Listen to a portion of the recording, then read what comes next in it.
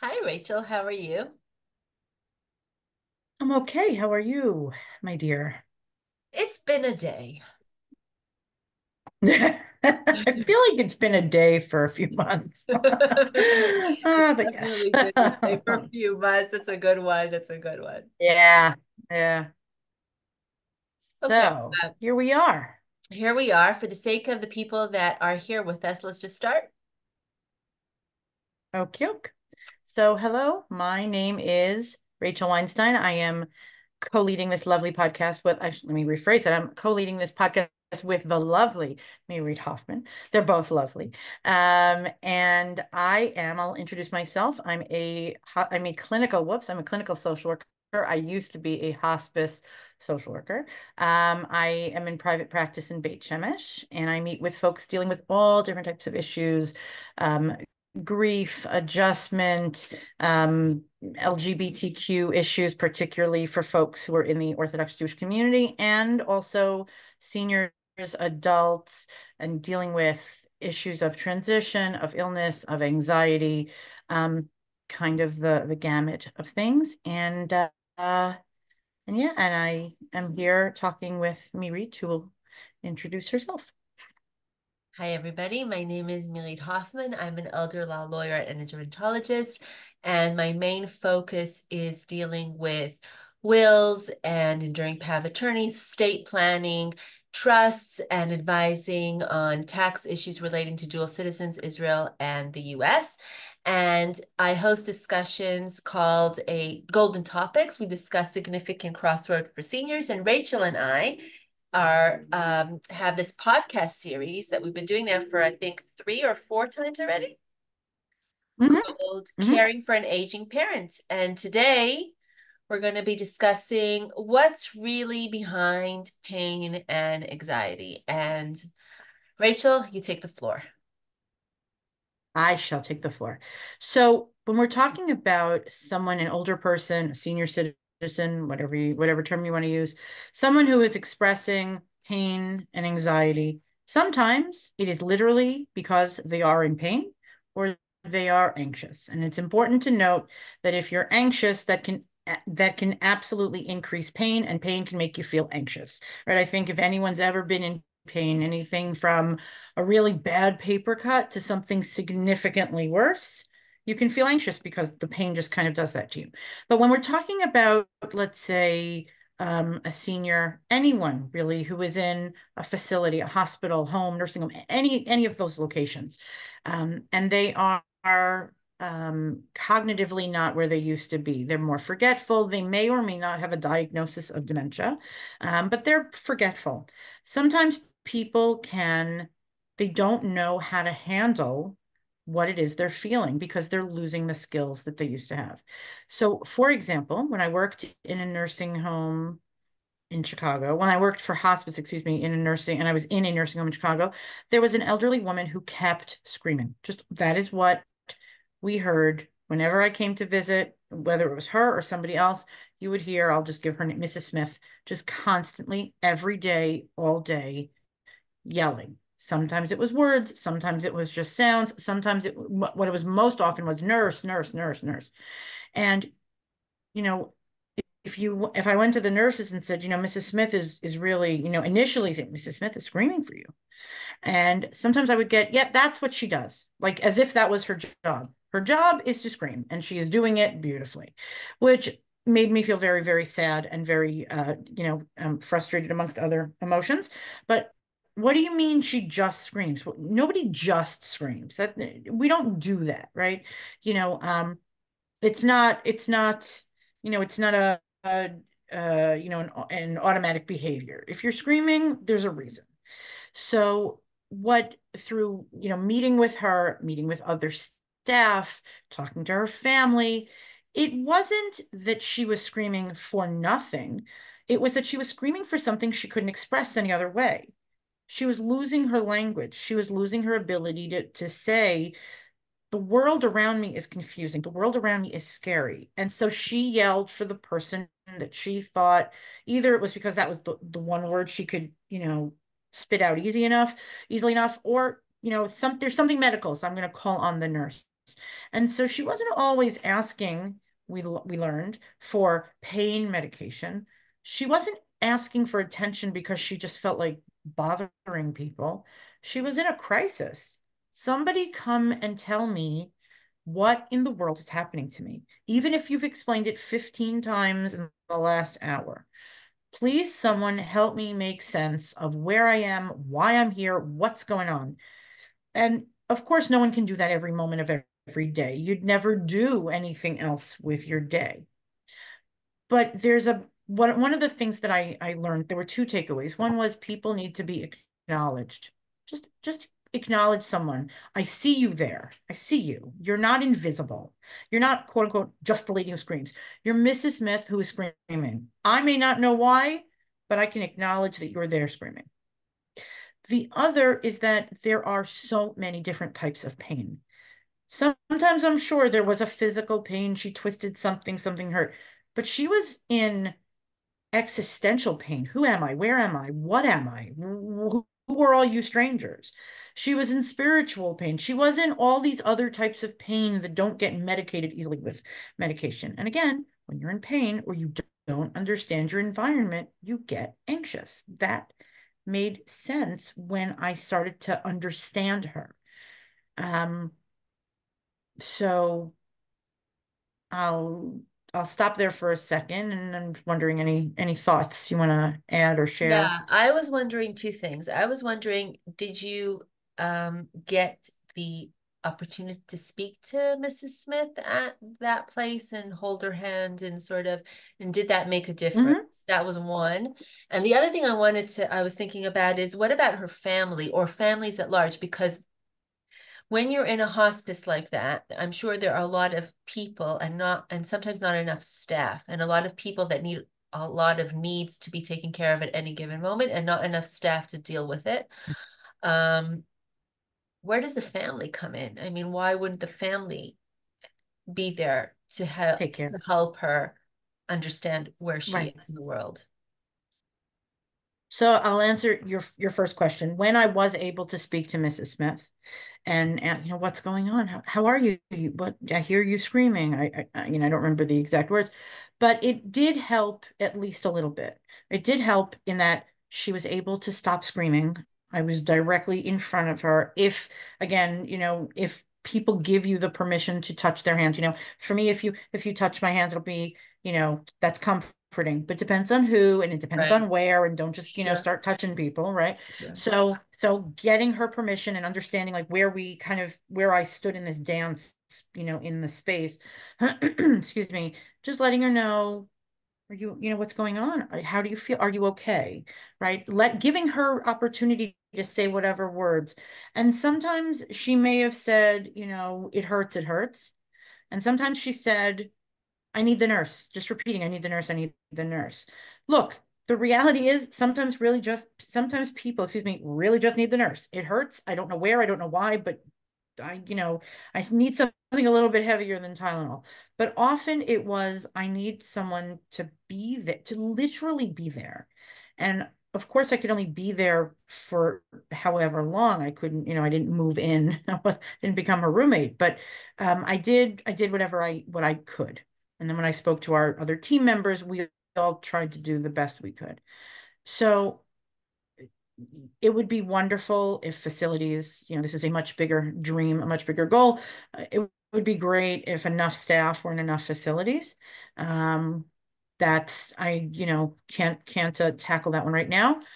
But in terms of family, yes, it would be ideal. It would be ideal. If let's say you have, this is grandma, and so mom, dad, sister, brother, and grandson, everyone gets a day. That's very, very ideal. People work, people have different thresholds for what they can handle. They may not like grandma, so they may not want to be there. She may not like them. It can go both ways. So, if the grandson is there and that makes her more stressed, there's nothing accomplished. So it would be great if everyone can take a day, a shift. But again, people have lives. And so I think the goal or the point with this and with lots of things is you do the best you can. You do the best you can. You make sure that the people that are working with her are very aware. I need you to check in on my mom. Like we said in a previous podcast, you make your presence known, not in a threatening way, but in a, I know you really care for my mom, and I'm really glad you're going to check in on her again later. Thanks. Um, but sometimes there is only so much you can do. And there isn't a single visit that's going to fix the anxiety and the angst and the memory loss. So the point in all of this is not to say if you just went in to check on her, she'd be better, right? It's all your fault, mom, nurse, social worker. It's sometimes there are people that need to be picking up more slack. But the goal is really to let the person, to let the Mrs. Smiths know that you understand. Again, I see you, I hear you, I want to help you. I'm here to listen. I'm here if you're going to listen for even a short period of time, screaming nurse, nurse, nurse. I'm going to be here if you start singing a song I don't understand because it's in, far better Yiddish than I could ever hope to sing. Whatever it is, an understanding. And so what it reminded me of is, after my parents died, if there wasn't a single thing anyone could do to make it better, there was one thing and no one was capable of, no one is able to bring people back. It just, there was nothing anyone could do. No, there was nothing to fix. But when somebody would say anything that let me know, Rachel, I got you. I'm here to hold the pain. I'm here. I'm here. Whether that was literally those words, whether it was, as my best friend did, brought me chocolate and Diet Coke because don't ask, but that helped immensely. It's been my go-to since I'm 15. But that was her way of saying, I know you. I know you're in pain. Let's do this. We got this. It didn't make my parents they didn't come back. They're not, I'm aware they're not coming back. But it let me know I wasn't, in those moments, I wasn't by myself. I wasn't alone. Somebody got it to the best of their ability. And I don't know about you, You. but when someone acknowledges your pain or your struggle, you're not struggling less, but at least you're not struggling as much alone. And that's significant. And that's providing care that is not measurable, but it's very, very important. I hear you. So basically, what you're saying is that just being there and holding that pain with the person, acknowledging whatever it Mhm. is, even if it's not physical pain, but just emotional pain or just anxiety pain or whatever it is, and just holding that with the person can mean a lot for that person, even if he's not capable of expressing it. But somewhere Right. there, you want to hope that he gets it and it calms him down. I think that makes a lot of sense. I think that makes a lot Right. of sense. Um, there's this social worker, Brini. Do you know her, Brini? Something I can't remember her name right now, but she also talks about pain and anxiety. Brene Brown. Brene Yes, Brown. thank you, Brene Brown. And she has a very cute comic about pain and anxiety, and it's like a bunny who's like very depressed, and or this big bear who's very depressed, and the bunny's like walking with him, and like he meets people along the way, and people saying, oh, but it could get worse, oh, I'm also like this, oh, it doesn't really help. And then at the end is this very cute clip with the bunny just sitting with the bear holding his hand, and you see like this, the dark cloud which was on top of his head suddenly just disappeared, and there's like it's not like sunshine and rainbows, but there's like just a little bit more Right. light there in that room. And I think that's what you Right. basically Right. say. Right. The other thing too, I love that. The other thing too is not only holding the person's pain or being there to be, to have them lean on you. The other thing is the words we use are really, really important. And this is not a diss to every nurse in every nursing home.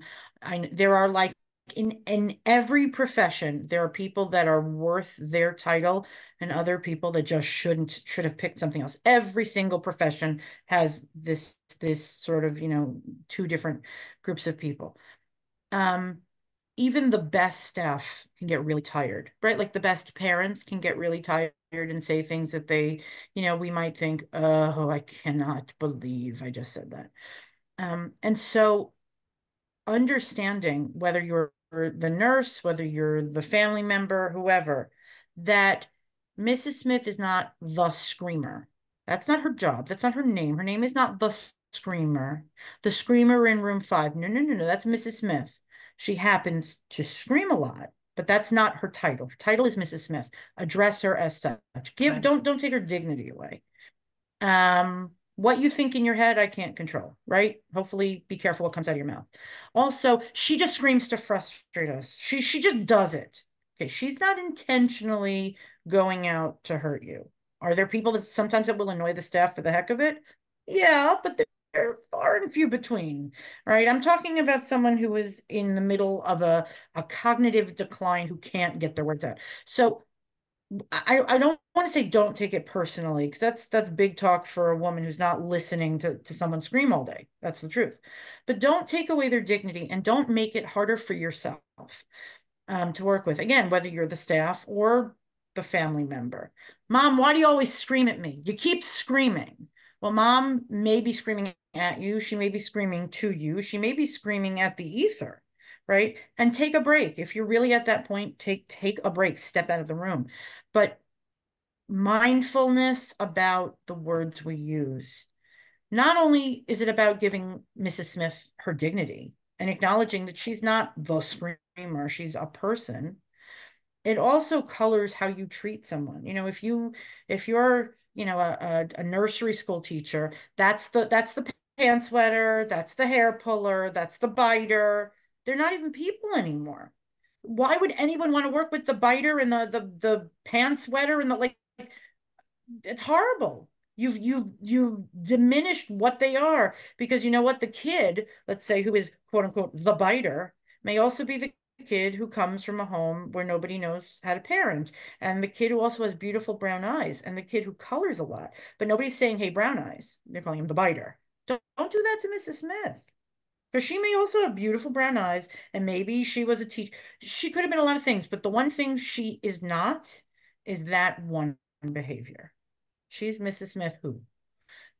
So the words we use are really important. Really, really important also.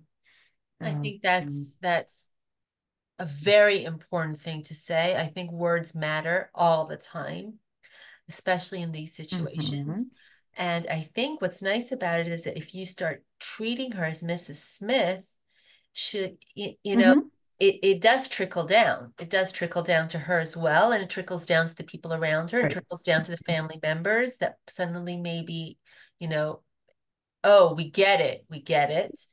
Um, right, Words matter, and words, it does trickle to everybody else that is involved in that, which could make a big difference, not just right. to you, but to everybody else who's dealing with it.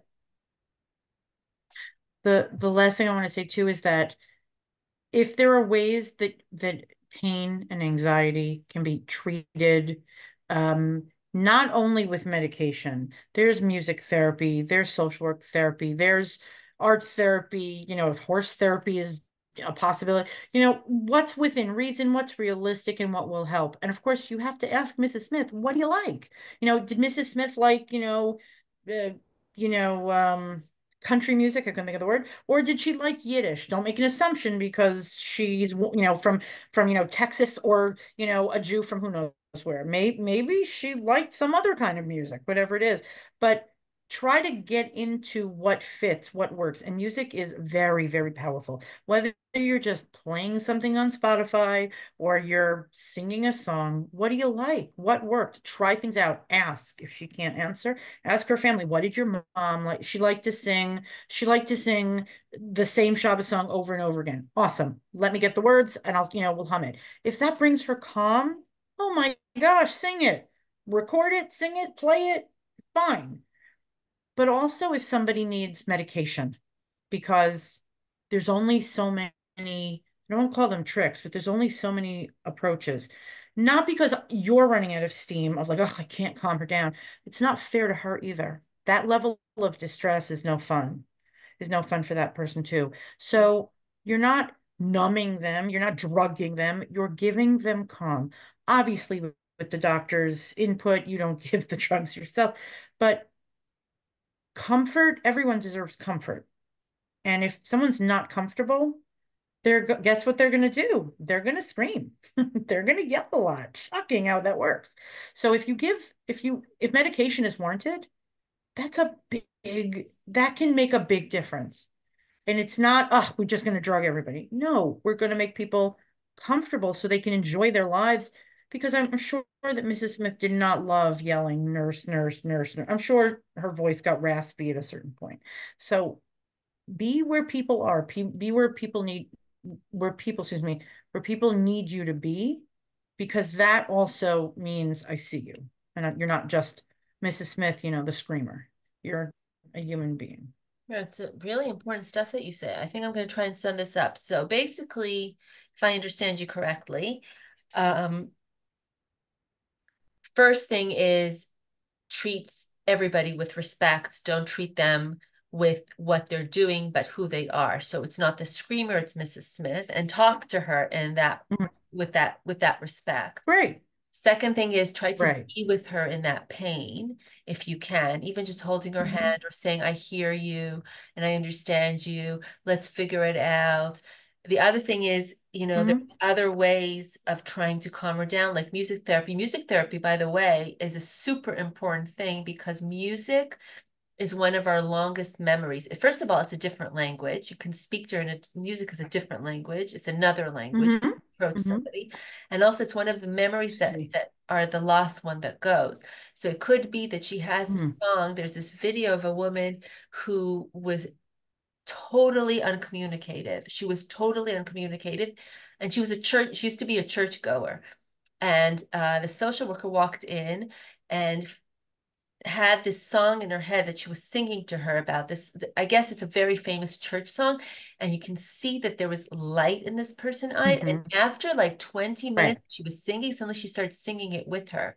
And this was a woman that didn't speak. right, So right. that was like, so music is extremely It's powerful. magic. Obviously, you need to do it, in the right context. If somebody's screaming and really, really upset, maybe music is not the right Don't time. add more stimulation to the event, right? Like Exactly. don't start singing louder. That's counterintuitive. Don't do that. Exactly. Exactly. Right, right, right, And the last right, thing is that sometimes the person actually really just needs medication, and you need to acknowledge that right, as well. right, right. And imagine having a mild toothache, mild, but not being able to say my tooth hurts. You're going to get, you're going to express yourself somehow, right? For whatever reason, you wouldn't be able to express it. You're pointing to your face, and the person standing there going, "Is it your eyes? Is it your nose? Is it your mouth? Is it your teeth?" I mean, I don't know about you, but that just saying that makes me like, just no, my tooth, right? You know, watching, observing the person too. If they keep moving their mouth, oh, it's your mouth. I got it, right? But also letting people we all want to be treated like people. We all want to be treated like we're not. We don't, let me rephrase that. We don't want to be treated like we're a lump or we're just, lady in bed five. Um, be respectful. And you may not, there's no magic. You may not be able to get the answer. Oh, I know why, because her blood pressure was up and she was scared about the numbers. No, that's a very detailed, potential reason that Mrs. Smith may be screaming. But really hearing, sometimes going like eye to eye, Mrs. Smith, what's happening? You seem really, really upset. You seem really, is it frustrated? Give people the control that they need and that they still have. Don't take that away. Um, and and be a nice human being. I think that's across all lines. So, I think it's really great. I think it's acknowledging the other person, seeing the other person, just to see the other right, person, to really take the time, not to just fuff around and say, okay, whatever, let's stick her with more medication. Or, right, yeah, she's a screamer. We can't be bothered with her. Just to see the right, person right. and to just be a better version of yourself all the time as much as you can. Right, right. Right. Right. Right. There's no perfection here, but do the best you can most of the time. I think that's It'll what make a difference to your patients, to your family members, and to you, because, absolutely, like you said, it trickles down. absolutely, So, absolutely. I think that's at the end of it, what really is the most important thing, to try and hmm be the best version of right, yourself all right, the time. right, absolutely. And So, patience. right. And if you can't, if you need a break, it's okay to To step take it. away. I understand if you're a staff person, you may not be able to say, I'm not working with these patients right now. That's not, how nurses in hospitals or nursing homes, they don't have that opportunity, sometimes that luxury. But make sure that if you need to, go to the bathroom one more time, take a break. Take, make sure someone is covering all of the things that you need covered. But I'd rather someone take a breather, take a 5 minute breather. I don't care. Go into the bathroom, scream at the wall, throw water on your face, say the things you shouldn't say in public, but come out of the bathroom being a person that can actually, okay, I'm ready to do this. I'm ready to do this. I'd rather wait for someone because they needed to decompress than have them explode. So, Absolutely. Absolutely. so Wow, yeah. Rachel. So this was another very Yeah. good, fun session with you, as always. Yes, absolutely. As always, indeed. Indeed. Who knew that talking about pain and anxiety would make us, never mind. But anyway, those are not fun. Talking with each other is fun. So if So, anyone has more all questions for righty. Rachel, you can contact her. Give us your number, Rachel. Okay, my number is 052-874-5589, and that's my phone and my WhatsApp. Perfect. And in the meantime, Mm-hmm. have a good night. Thank you very much for joining us. You And don't too. forget to share this talk with Absolutely. anybody else that you feel would benefit from it. And stay tuned for Absolutely. for our next podcast. Have a good night, Rachel. Ooh, all righty. You too. Feel good. Bye. Bye.